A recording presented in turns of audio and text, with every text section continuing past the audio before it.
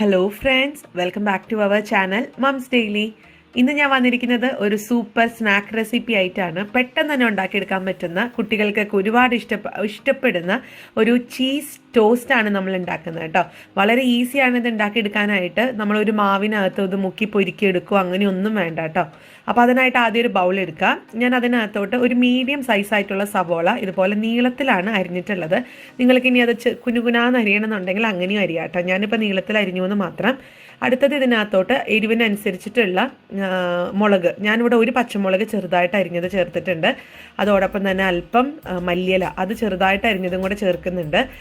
പിന്നെ മല്ലിയില ഇഷ്ടമില്ലാത്തവരാണെന്നുണ്ടെങ്കിൽ അത് ചേർക്കണമെന്ന് നിർബന്ധമൊന്നുമില്ല. മല്ലിയില ഞങ്ങൾ ഇവിടെ ഇഷ്ടമായതുകൊണ്ട് ചേർത്തു എന്ന് മാത്രം. പിന്നെ ഇതിനകത്തോട്ട് നമ്മൾ ഒരു മുട്ട ഒന്ന് പൊട്ടിച്ചൊഴിക്കുന്നുണ്ട്. അപ്പോൾ ഒരെണ്ണം മതിയാവും കേട്ടോ, രണ്ടെണ്ണം ഒന്നും എടുക്കണ്ട. കാരണം ഞാൻ എടുക്കുന്ന ഈ അളവിന് ഒരു മുട്ടയാണ് കറക്റ്റ്. പിന്നെ വേണ്ടുന്നത് കുറച്ച് ഉണക്കമുളക് പൊടിച്ചതോ അല്ലെങ്കിൽ ചെറുതായിട്ട് ക്രഷ് ചെയ്തതോ ചേർത്ത് കൊടുക്കാം.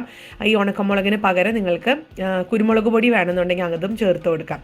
അപ്പോൾ ഇനി ഇതെല്ലാം കൂടെ ആദ്യം നമുക്കൊന്ന് നന്നായിട്ടൊന്ന് മിക്സ് ചെയ്തെടുക്കാം. അടുത്തത് ഞാൻ ഇതിനകത്തോട്ട് അല്പം ഒറിഗാനോ ആണ് ചേർക്കുന്നത്. ഒരു പിസയിലൊക്കെ ഒരു ടേസ്റ്റ് കിട്ടാൻ വേണ്ടിയിട്ടാണ് ഒറിഗാനോ അല്ലെങ്കിൽ ഏതെങ്കിലും ഇറ്റാലിയൻ ഹെർബ്സ് ഒക്കെ ചേർത്ത് കൊടുക്കാം.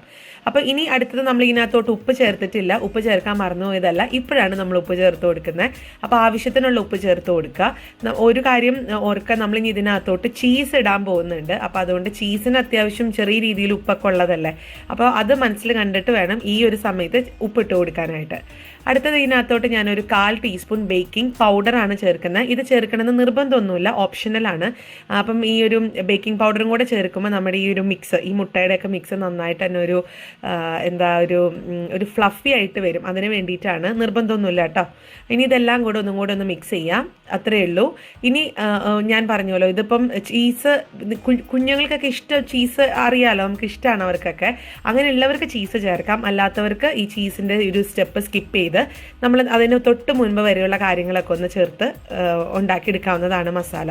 അപ്പോൾ അതാ നമ്മുടെ ഈ ഒരു സൂപ്പർ ആയിട്ടുള്ള മിക്സ് ഇവിടെ റെഡി ആയിട്ടുണ്ട്.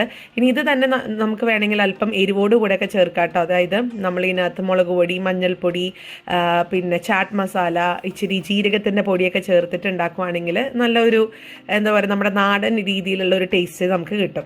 അപ്പോൾ ഇനി നമുക്ക് ചെയ്യാനുള്ളത് ബ്രെഡ് എടുക്കുക എന്നുള്ളതാണ്. ഞാനൊരു 3 കഷ്ണം ബ്രെഡ് എടുത്തിട്ടുണ്ട്. അതിൻ്റെ അരുവെല്ലാം ആദ്യം നമുക്കൊന്ന് മുറിച്ച് മാറ്റിക്കളയാം. അപ്പോൾ അതാ അരുവെല്ലാം മുറിച്ച് മാറ്റിയിട്ടുണ്ട്. ഇനി നമുക്കിത് നടുവേ ഇങ്ങനെ ഈ ഒരു രീതിക്കാണ് ഞാൻ മുറിച്ചെടുക്കുന്നത്. നിങ്ങൾക്ക് ഏത് രീതിയിൽ വേണമെങ്കിലും മുറിക്കാം കേട്ടോ, പക്ഷെ ഞാൻ ഈ ഒരു രീതിയിൽ ഇപ്പം മുറിച്ചെടുക്കുന്നുണ്ട്. ഇനി നമ്മൾ ഓരോ കഷ്ണം ബ്രെഡ് എടുക്കുക. അതിൻ്റെ ഒരു സൈഡിൽ നമ്മൾ മിക്സ് ചെയ്ത് വെച്ചിട്ടുള്ള ഈ ഒരു ചീസിൻ്റെയും മുട്ടയുടെയൊക്കെ ഒരു കൂട്ട് ഇതിൻ്റെ മേലൊന്ന് വെച്ച് കൊടുക്കുക കേട്ടോ. അപ്പോൾ ഞാൻ എന്തുകൊണ്ടാണ് മുട്ട കൂടുതൽ എടുക്കരുതെന്ന് പറയുന്നതിൻ്റെ കാരണം, ഒത്തിരി മുട്ട എടുത്തു കഴിഞ്ഞാൽ ആ മുട്ടയുടെ ആ ഒരു ഇതൊക്കെ ഒഴുകി ഇങ്ങനെ നിൽക്കും. ഇതാകുമ്പോൾ കറക്റ്റായിട്ട് നമുക്ക് ഈ ഒരു രീതിയിൽ ഒഴുകി പോവാതെയൊന്നും അല്ലെങ്കിൽ താഴെ ഊർന്നു പോവാതെയൊക്കെ നമുക്ക് കിട്ടും. അപ്പോൾ അതുകൊണ്ടാണ് ഒരു മുട്ട എടുത്തിട്ടുള്ളത്. ഇനി നിങ്ങൾക്ക് വേണമെങ്കിൽ ഇത് കൈ വെച്ചിട്ട് തന്നെ ഒന്ന് ചെറുതായിട്ടൊന്ന് ഒതുക്കി കൊടുക്കാം. അതിനുശേഷം ഒരു സ്പൂൺ വെച്ചിട്ടൊന്ന് അമർത്തി കൊടുത്താൽ ഇതെല്ലാം നല്ല രീതിയിൽ പെർഫെക്റ്റ് ആയിട്ട് തന്നെ ഇരുന്നോളും. അതങ്ങനെ കൊഴിഞ്ഞു പോകുന്നുമില്ല.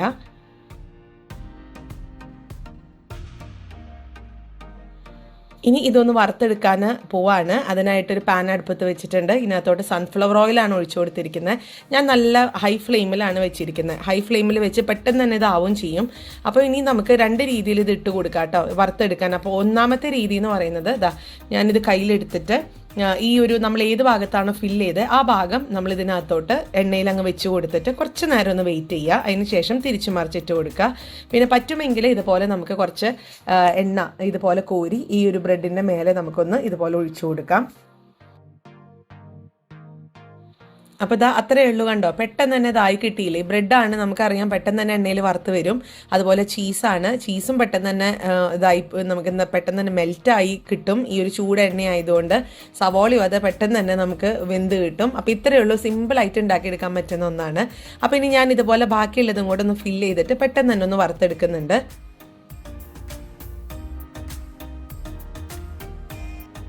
ഇനി അടുത്ത രീതി ഞാൻ ഇടാൻ പോകുന്നത് ഇതേപോലെ നമ്മൾ ഏത് ഭാഗത്താണോ ഫില്ല് ചെയ്തിട്ടുള്ളത് അത് മേലെ കാണുന്ന രീതിയിലുള്ള നമ്മൾ മറച്ചിടാതെയും തിരിച്ചിടാതെയാണ് ഈ ഒരു മെത്തേഡിൽ നമ്മൾ വറുത്തെടുക്കാൻ പോകുന്നത്. അപ്പോൾ നമ്മൾ ഇതുപോലെ വെക്കുക, അതിനുശേഷം എണ്ണ കോരി ഈ ചീസിൻ്റെ ഒക്കെ മേലെ ഒന്ന് ഒഴിച്ചു കൊടുത്താൽ മതി. പെട്ടെന്ന് തന്നെ ചീസ് മെൽറ്റ് ആവും, നല്ല തിളച്ച എണ്ണയല്ലേ അതുകൊണ്ട്.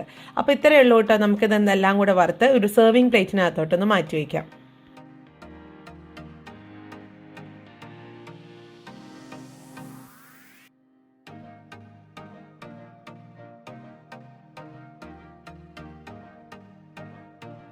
അപ്പോൾ ഇതാ നല്ല കെച്ചപ്പാണ്, നല്ല ടൊമാറ്റോ സോസാണ് ഇതിൻ്റെ ഒരു കോമ്പിനേഷൻ എന്ന് പറയുന്നത്.